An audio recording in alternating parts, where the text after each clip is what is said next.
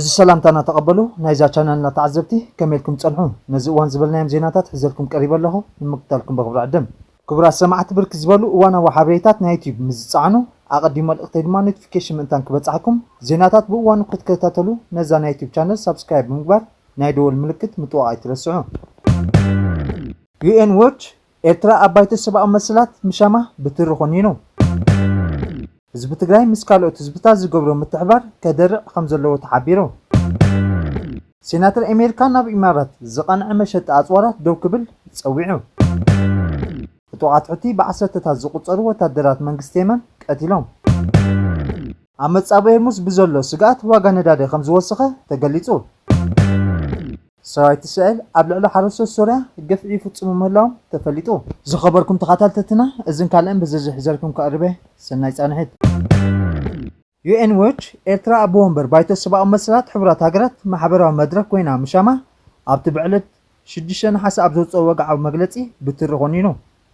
ኣብ ጄኔቫ ዝመደበሩ ተቋጻጻሪ ትካላት UN Watch ኣብ ዘውፅኦ መግለጺ ኤርትራ ኣብ ማሕበራዊ መድረካት ባይታዊ ሰብኣዊ መስላት ሕብራት ሃገራት ብምምራጻ ብትር ተቃይሞ نتوسانه حدا خبتم أب عالمنا أزيم عفنت السرعات أب حدا سبعة مسلات نمعفان توفينا زلو تكال مقامات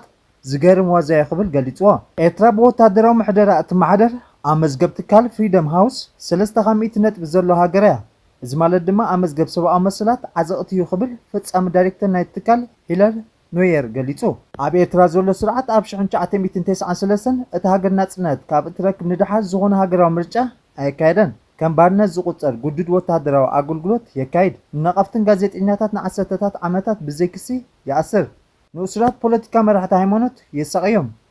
زاني أفريقيا سيمين كوريا أتبهال من السبعة مسلات زي راخب زي بالله نتجبر سرعات إيرترا عم منبر مقمات زجارن وازي أخبر أبريهو زبايتو سبعة مسلات نايجزارو سحبتات زي مخبار عم مرأة مخانو زجلت الدايركتر عبايتو سبعة مسلات توكلا أدماسهم مسلات نحلين عزب الهجرات بفلاي كان بعد فرنسا عباي بريطانيا نيوزيلاند طاليان اسبانيا برازيل نيوزيلاند زعم مسلا عبالات بيت مخري نزل شمات إيرترا زخون مجلسي كوصات صويعو زحرق شمات كوقارطن نتا اب إيرترا زلو سرعت اب عبد سبعة مسلات زخون افلطن نخوي وهابو مسرح حقداس مخانو اسميرلو اموداتا از شمات زي نتكبرات ጭካና ዝሽልምን ንዕላማ ባይታው ሰብኣዊ መስላት ዝተበገሱ ዕላማታት ዘቆናጽብን ተባሂሉ ዓለም ትዕዘባላ ነዚ ዝሕፍር ውሳነ ስቕ ዝበላ ዴሞክራሲያውያን ሃገራት ሓላፍነት ክስከማየን ክብል እቲ ብዩኤን ዎች ዝወፀ መግለጺ ይጠቅስ ሰብኣዊ መስላት ሕብራት ሃገራት ማሕበራዊ መድረክ 2026 ካብ 29 ክሳብ 30 ጥቅምቲ ኣብ ፕላስ ደሽ ኔሽን ኣብ ጄኔቫ ስዊዘርላንድ ክካየድ ከም ዝኾነ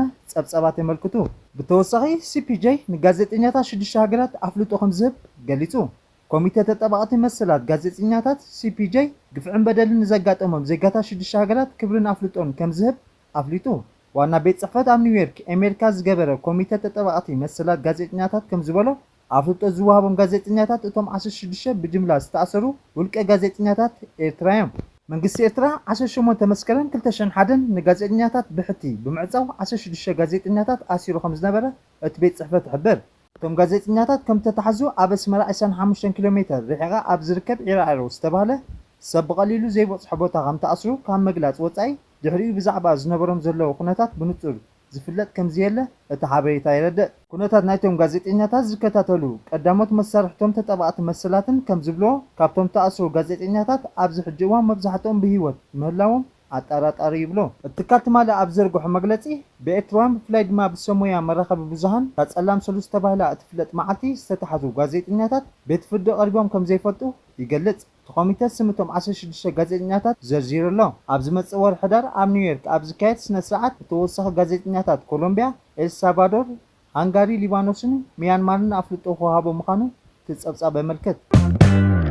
ህዝቢ ትግራይ ምስ ካልኦት ህዝብታት ዝገብሮ ምትሕብባር ክድራቕ ከም ዘለዎ ተሓቢሩ ካብ መሰረቲ ውድብ ሕወሓት ሓደ ዝኾነ ኢንጂነር ግደይ ዘርኣጽዮን ትማሊ ረቡዕ 5 ነሓስ ምስ ሪፖርተር ዳንኤል ኣብ ዝገብሮ ቃለ መጠይቕ ኣብ መንጎ ህዝብታት ትግራይን ካልኦት ህዝብታት ኢትዮጵያ ዘሎ ሰላማውን ሕውነታውን ርክብ ክድፍዕ ከም ዘለዎ ገሊጹ ፖለቲካዊ ፍልልያት ብጀካ ሰላማዊ ዘተ ብሓይልን ብውግእን ክፍታሕ ከም ዘይክእል ዝገለጸ እቲ ፖለቲከኛ ጉዳይ ወልቃይትን ካልኦት መሬታት ትግራይ እውን እንተኾነ ብሰላማዊ መንገዲ ሕገ መንግስትን ታሪኽን ፍቓድ እቲ ህዝብን ብሰላማዊ መንገዲ መፍትሒ ክረክብ ከም ዘለዎ ሓቢሩ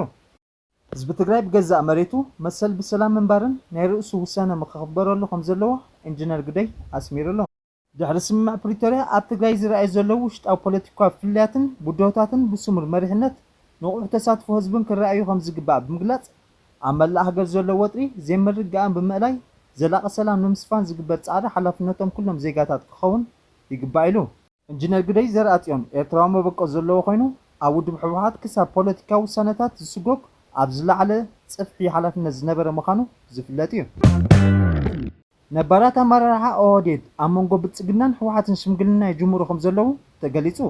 ኣብ መንጎ ሰልፊ ብልጽግናን ሕወሓትን ዘሎ ፖለቲካዊ ውጥረት ንመዳእን ናይ ሽምግልና መስርሕ ንምጅማርን ብኣምባሳደር ግርማ ብሩ ዝምራሕ ናይ ቀደም ኣመራርሓታት ኦህዴድ ዝሓዘ ጉጅለ ጻዕሪ የካየድ ከም ዘሎ ካብ ዲፕሎማስያዊ ምንጭታት ዝተረኽበ ሓበሬታ የመልክት። እዚ ሓበሬታ ከም ዝሕብሮ ሕወሓት ምስ ሰልፊ ብልጽግና ናብ ድርድር ንኽመጽእ መበገሲ ዝኾኑ ዝተፈላለዩ ናይ ፖለቲካን ድሕነትን ውሳነታት ቀሪቦምለዮም። ካብቶም ዝቐረቡ ቀንዲ ሓሳባት ናይ ወልቃይትን ራያን ጉዳይ ብሕጊ መሰረት ክፍታሕ፣ ኩሎም ተፈናቐልትን ናብ ናይ ቀደም መረበቶም ክምለሱን ናይቲ ከባቢ ድሕነት ድማ ብፌደራል ሓይልታት ሓላፍነት ክወስድን ዝብሉ ይርከብዎም። ብተወሳኺ እውን ሕወሓት ዳግማይ ሕጋዊ ናይ ፖለቲካ ፓርቲ ኣፍልጦ ክረክብ፣ ናይ ትግራይ ክልል ናይ ፌደራል ባጀት ክልቀቕ፣ ናይ ኢኮኖሚ ሕውየትን ሓገዝን ክግበር፣ ከምኡውን ናይ ተዋጋእቲ ናብ ዲዲኣር ኣእቲኻ ናብ ሰላማዊ ማሕበረተሰብ ናይ ምሕዋስን ምጥያስን መስርሕ ክተናቐር ዝብሉ ነጥብታት ተኻቲቶም ይርከቡ። ክሳብ ሕጂ ካብ ብልጽግና ይኹን ሕወሓት ብዛዕባ እዚ ጉዳይ ዝተዋህበ ምላሽ የለን።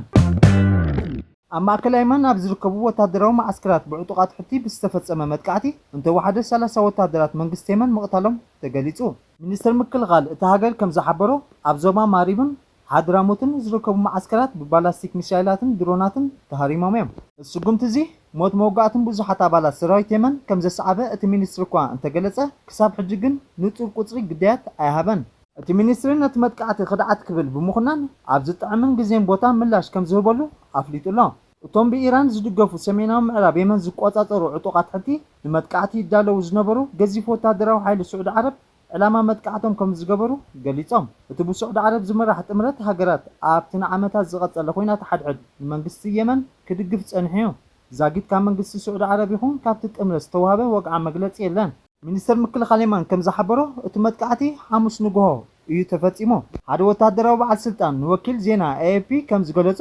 እቲ ሚሳይላትን ድሮናትን ኣብ ከባቢ ማሪብን ከምኡውን ኣብ ሓድሩማን ዝርከቡ ማዓስከራት ሃሪሙሎ። ወኪል ዜና ኤኤፒ ንምንጭታት ሕክምና ብምጥቃስ እንተወሓደ 38 ወታደራት የመን ከም ዝተቐትሉን 29 ድማ ከም ዝቆሰሉ ገሊጹ። ንመንግስቲ ዝድግፉ ማዕከናት ዜና እታ ሃገር ግን ቁፅቶም ዝተቐትሉ ካብ 40 ከም ዝበልጽ ሓቢሮም ኣለዉ። ወሃቢ ቃል ወታደራዊ ጉጅለ ሑቲ ያሕያ ሳርያ እቲ መጥቃዕቲ ብኣማይት ንዝቁፀሩ ዕሱባት ወታደራት ጸላእ ስዑዲ ከም ዘቐተለን ከም ዘቆሰለን ከምኡውን ብዙሓት ህንፃታት ኣፅዋራትን መካይንን ከም ዘዕነወ ገሊጹ። ምክትል ወሃቢ ቃል ሕቡራት ሃገራት ፈርሃን ሓቅ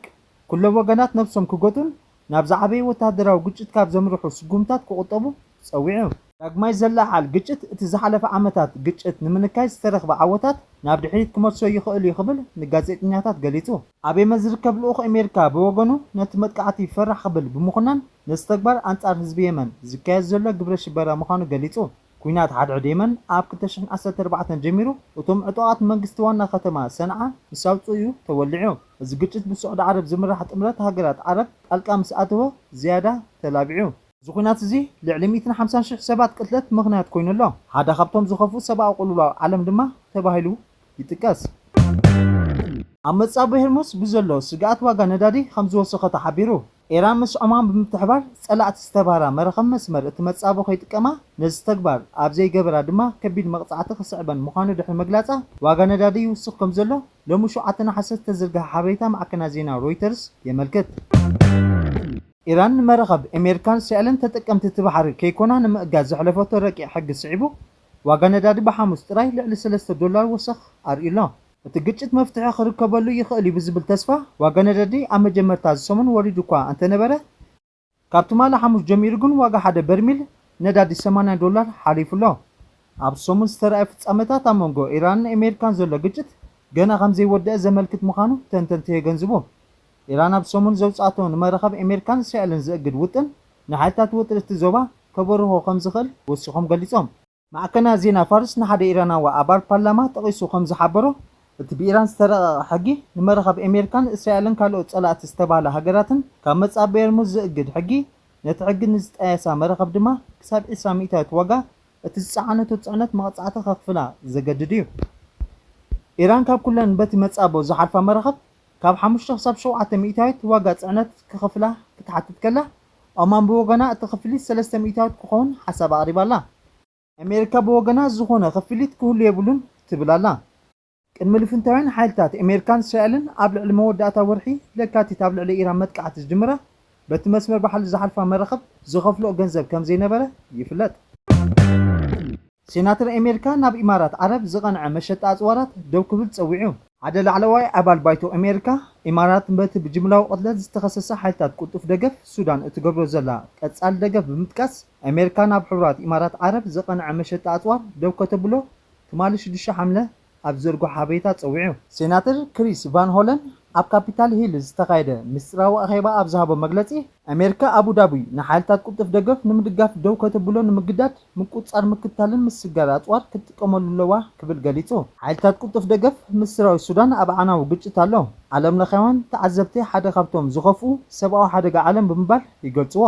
ኣብ ኮሚቴ ርክባት ወጻኢ ሴኔት ዴሞክራት ቮን ሆለን ኣሜሪካ ቀታሊ ብዝኾነ መንገዲ ሓይልታት ቁልጡፍ ደገፍ ኣብ ሱዳን ምጽናት ዓለት ይፍጽሙ ከም ዘለዉ ብወግዓ ከም ዝወሰነት ኣመልኪቱ ኣብ ዝሓለፈ ወርሒ ጥቅምቲ እቲ ወታደራዊ ጉጅለ ኣብ ውሽጢ 3 መዓልታት 16,000 ሰባት ከም ዝቐተሉ ኣብ ኣልፋሽር ብዝተፈጸመ ጀምላዊ ግፍዕታት ኣጉልሑ እዚ ድማ ኣብ ዙርያታ ተኸቢባት ዘላ ከተማ ኣልኦቨይድ ተመሳሳሊ ዕንወት ከይፍጸም ኣጠንቂቑ ኣብዚ እዋን እዚ ኣብ ኣልኦቨይድ 15,000 ሰባት ኣብ ከቢድ ሓደጋ ከም ዘለዉ ቫን ሆለን ገሊጹ እቲ ኣባል ባይቶ ንሱን ዒሳ መሳርሕቱን ሴኔትን ንሚኒስተር ጉዳያት ወጻኢ ማርኮ ሩቢዮ ምምሕዳር ትራምፕን ናብ ኢማራት ዝግበር ወታደራዊ መሸጣ ኣፅዋራት ብምቁጽጻር ነቲ ጉጅለ ዝህቦ ደገፍ ሙሉእ ደው ከብል ቅድመ ኩነታት ከቐምጥ ከም ዝተማሕጸኑ ገሊጹ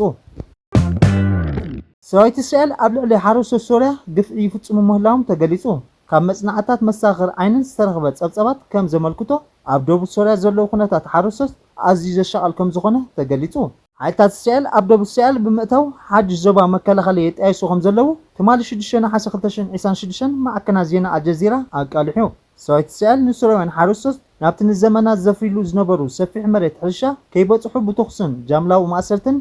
ይኸልክሉ ከም ዘለዉ እቲ ሓበሬታ የረድእ ሰራዊት እስራኤል ንመሬት ሕርሻ ብዶዘር ብምዕናው ኬሚካላዊ ሳዕበን ዘለዎም ፈሰስቲ ነገራት ብነፈርቲ ብምንፋሕ ነቲ ኣካልን ኣዋምን ከም ዝባላሸው ይገብሩ ምህላዎም ተገሊጹ እዚ ኣብ ደቡባዊ ዞባ ዝፍጸም ዘሎ ዕንወት ሕርሻ ምስቲ ኣብ መላእ ሶርያ ዘሎ ከቢድ ኩነታት ዓጸቦ ተደሚሩ ዓብዪ ሰብኣዊ ቅልውላው ፈጢሩ ከም ዘሎ ተሓቢሩ ክቡራት ተዓዘብቲ ናይ ሎሚ ነበረ መደባትና ነዚ ይመስል ቁጡፉን እዋናውን ሓበሬታ ክትረኽቡ ላይክ ሸር ኮመንት ሳብስክራይብ ትገብሩ ብኽብሪ ዕድም ሰሰናዩ